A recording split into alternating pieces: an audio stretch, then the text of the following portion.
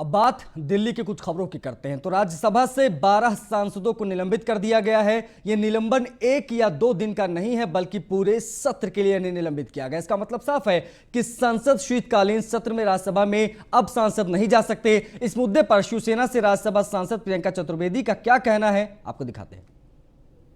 हमारे साथ बातचीत करने के लिए राज्यसभा सांसद प्रियंका चतुर्वेदी जी हैं। मैम, जिस प्रकार से 12 सांसदों को निलंबित किया गया है, सरकार लगातार कह रही है कि पिछले सत्र में इन सांसदों का रवैया ठीक नहीं रहा है, क्या कहेंगे? सबसे पहले तो जिस रूल के अंतर्गत किया है वो उसी सेशन के लिए अप्लाई करता है जहाँ पे इस तरीके का रिकॉर्ड किया गया है। ये पहली बार होगा इतिहास में कि एक सत्र खत्म होने के बाद दूसरे सत्र में इसको लागू किया जा रहा है, पहली बार इतिहास में।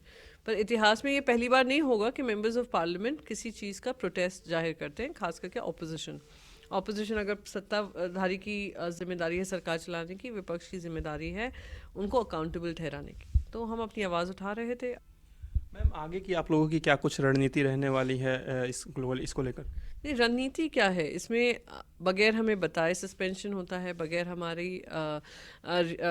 हमारी सुनवाई किए सस्पेंशन होता है। मेरा तो नाम भी नहीं लिया गया था जब अनाउंसमेंट हो रहा था चेयर से, पर उसके बावजूद भी मेरा नाम इसमें डाला गया है। सवाल मैम, तीनों कृषि कानून का वापसी का एक बिल लाया गया, लोकसभा राज्यसभा से पास करा लिया गया, चर्चा नहीं हुई, इसको लेकर क्या कुछ कहेंगे? उसी का तो हम बार बार बोल रहे हैं। आप संसद में एक बिल पहले पास कर देते हैं, 3 बिल पास कर देते हैं, ना किसान भाई बहनों से पूछते हैं, ना विपक्ष से पूछते हैं, ना उसको स्टैंडिंग कमेटी में डालते हैं, ना सिलेक्ट कमेटी में डालते हैं। सारी मांगों को रद्द करके आप जबरन ये बगैर डिस्कशन के, बगैर किसी तरीके के आप उसको पास कर देते हैं। फिर 1.5 साल तक आप उस पर अडिग रहते हैं। और जब आप देख रहे हैं कि 700 किसान शहीद हो गए हैं और किसान अभी भी कायम हैं अपने प्रोटेस्ट को लेकर, विपक्ष बिल्कुल यूनाइटेडली उनके साथ कंधे से कंधा मिलाकर लड़ रहा है, तो आप उसको वापस भी ले लेते हैं, वो भी बगैर डिस्कशन के। तो जिम्मेदारी सभी पक्षों की होती है कि उनको आवाज़, अपनी बात रखने का मौका दिया जाता है, जो आप ख़त्म करने की कोशिश कर रहे हैं।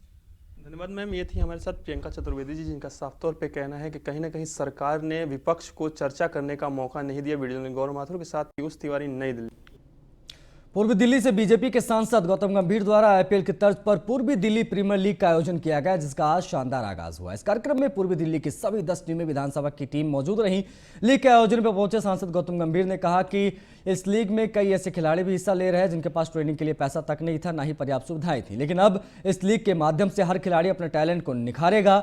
इस समारोह के बाद इस दिल्ली प्रीमियर लीग की आधिकारिक तौर पर शुरू हो गई है और पहले मैच के विश्वासनगर डेविल्स और गांधीनगर ग्लैडिएटर्स के बीच मुकाबला हुआ।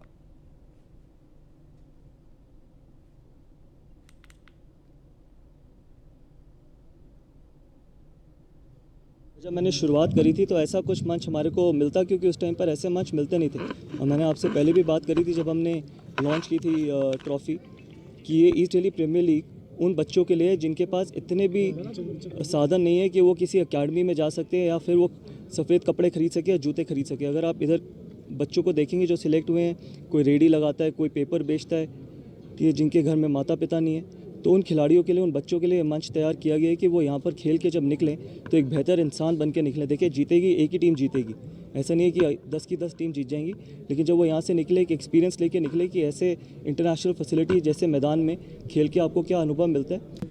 स्वच्छ भारत अभियान के तहत हर कोई अपने आसपास के वातावरण को स्वच्छ बनाने की कोशिश में जुटा है। इस कड़ी में दिल्ली छावनी की पूर्व निगम पार्षद एवं कंटेनमेंट बोर्ड की पूर्व चेयरमैन प्रियंका चौधरी अपने एनजीओ अनंत अभियान के द्वारा सीजर हाइजीन केयर कंपनी के सहयोग से उन जरूरतमंद लोगों की मदद कर रही हैं जिन्हें उनकी इस मदद की बेहद जरूरत है। प्रियंका चौधरी ने इसकी शुरुआत अपने कार्यक्षेत्र किरबी प्लेस झुग्गी बस्ती से की।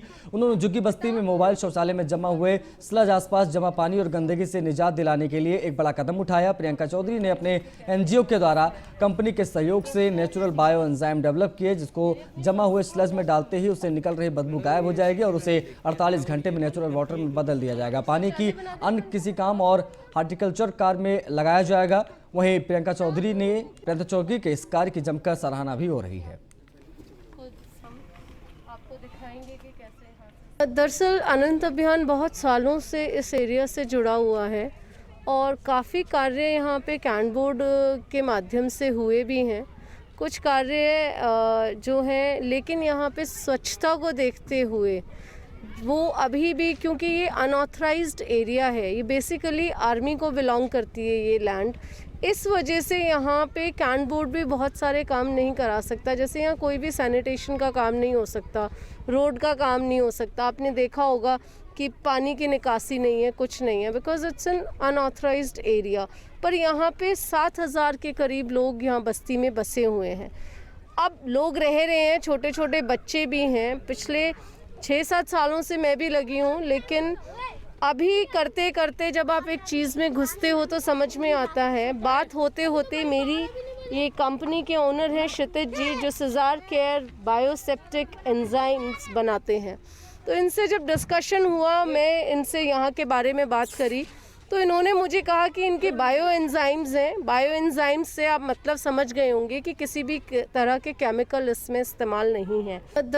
दिल्ली एनसीआर, हरियाणा और उत्तर प्रदेश के गैंगस्टर्स को हथियार सप्लाई करने के एक और मामले को खुलासा करते हुए एटीएस की टीम ने 2 हथियार सप्लायर्स को गिरफ्तार किया, जिनकी पहचान अलीगढ़ के देवेंद्र और गौतम बुद्ध नगर के भारत के रूप में हुई है। एडिशनल डीसीपी द्वारका विक्रम सिंह के अनुसार इनके पास से पुलिस ने 2 कंट्री मेड पिस्टल और 4 कारतूस बरामद किए हैं। इन दोनों की गिरफ्तारी एटीएस की टीम ने उसी सिलसिले में आगे छानबीन करके की है, जिसमें पुलिस ने कुछ दिन पहले दूध के ड्रम में पिस्टल की खेप लेकर सप्लाई करने आए 2 बदमाशों को जाफरपुर के रावता मोड़ के पास से पकड़ा था। इस द्वारका ने एक इलीगल आर्म सप्लायर गैंग को बस्ट किया था। उसमें 2 अक्यूज को अरेस्ट किया था 23/11/2021 को। उनसे 10 सिंगल राउंड पिस्टल और 2 लाइव राउंड बरामद किए थे। इन्वेस्टिगेशन को फर्दर सोर्स ऑफ वेपन्स के लिए आगे बढ़ाया गया। उसमें दो अक्यूज को अरेस्ट किया है। एक है भरत, जो गौतम बुद्ध नगर का रहने वाला है, दूसरा देवेंद्र, जो अलीगढ़ यूपी का रहने वाला है। दिल्ली के समयपुर बादली इलाके में आज सुबह एक घर में 2 बच्चों समेत एक ही परिवार के 4 सदस्य मृत पाए गए। पुलिस के मुताबिक अमित कुमार, उनकी पत्नी और 6 साल की बेटी और 3 साल का बेटा घर में मृत मिले। हालांकि मौत की वजह का अभी कुछ भी पता नहीं चल पाया। हालांकि प्रथम दृष्टया यह आत्महत्या और जहर खाने का मामला नजर आ रहा है।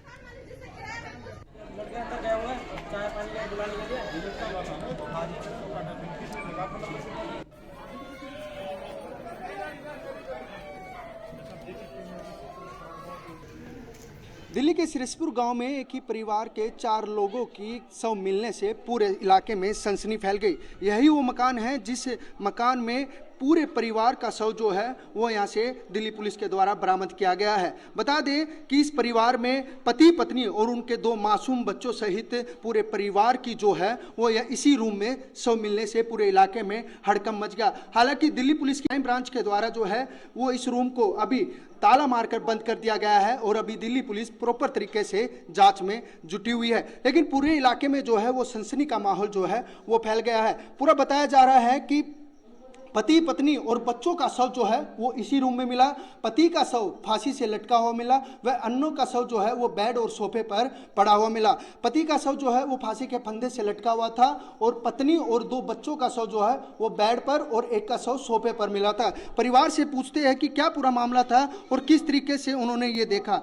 क्या नाम है भैया, क्या नाम है आपका? जी मेरा नाम सौरभ है। क्या लगते हो आप उनके? जी मैं उनका भतीजा लगता हूँ। अच्छा, कैसे क्या हुआ ये? जी सुबह से कोई उठा नहीं था तो फ़ोन करा, फ़ोन भी कोई नहीं उठा रहा था, तो अंदर से कुंडी खोली तो चाचा जो है वो पंखे से लटके हुए थे। और 2 बच्चे और उनकी पत्नी? लड़का और उसकी मम्मी तो क्या कहते हैं बेड पे थे और लड़की जो थी सोफे पे पड़ी हुई थी। तो क्या लगता है उन्होंने आत्महत्या की है या हत्या की कोई साजिश है? आत्महत्या करी है जी। दिल्ली के सिरसपुर गांव में एक ही परिवार के 4 लोगों की शव मिलने से पूरे इलाके में जिस मोबाइल नंबर का आप इस्तेमाल कर रहे हैं, अगर अचानक वो सिम ब्लॉक हो जाए तो लापरवाही मत कीजिए। कहीं ऐसा ना हो कि आपके खाते से लाखों रुपए गायब हो जाएं। ऐसे ही एक मामले का खुलासा उत्तरी जिला की बुराड़ी थाना पुलिस ने साइबर सेल की मदद से किया है।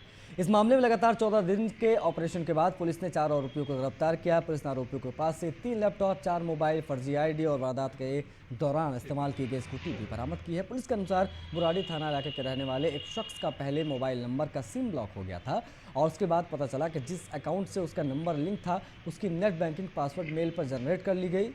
जब पीड़ित अपने बैंक पहुंचा तो पता चला कि उनके अकाउंट से 10 लाख रुपए अलग अलग 3 अकाउंट्स में ट्रांसफर हो चुके हैं, जिसके बाद इस मामले की शिकायत मिलने पर पुलिस ने मामला दर्ज किया और आगे की तफ्तीश शुरू की।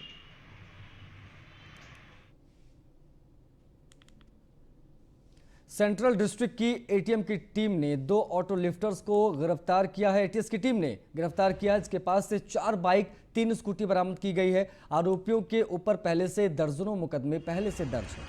ये दोनों आरोपी दिल्ली के तमाम इलाकों से बाइक चोरी कर बेचा करते, जिन्हें एटीएस की टीम ने आज दबोच लिया।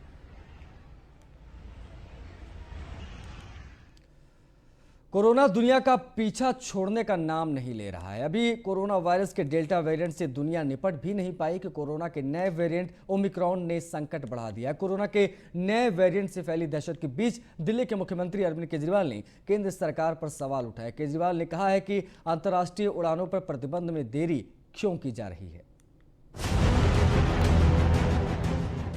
कोरोना की दूसरी लहर के जख्म अभी भरे भी नहीं है कि एक बार फिर कोरोना खौफ पैदा करने लगा है। साउथ अफ्रीका में मिले कोरोना के नए वेरिएंट ओमिक्रॉन ने दुनिया को एक बार फिर लॉकडाउन की ओर ढकेल दिया है। आइए आपको बताते हैं कि नया वेरिएंट ज्यादा खतरनाक क्यों है। डेल्टा से 30 गुना खतरनाक, टीका भी बेअसर,